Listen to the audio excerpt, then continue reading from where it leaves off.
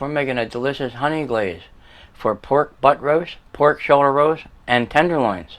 Yeah, seasonings for our glaze is 1 tablespoon of thyme, 1 tablespoon of rosemary, half a teaspoon of cinnamon, 1/4 teaspoon of cayenne pepper, and a little bit of black pepper is good.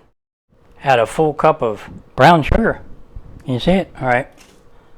A good amount of honey, maybe a 1/4 cup. Add half a cup of pineapple juice. We're going to add our seasonings. Okay, let's throw in them seasonings a little bit. Okay, it's simmering away real nice. That glaze is done. Boy, is that nice. Look how that sticks to the spoon. Beautiful. Yeah, we'll pour that right on there.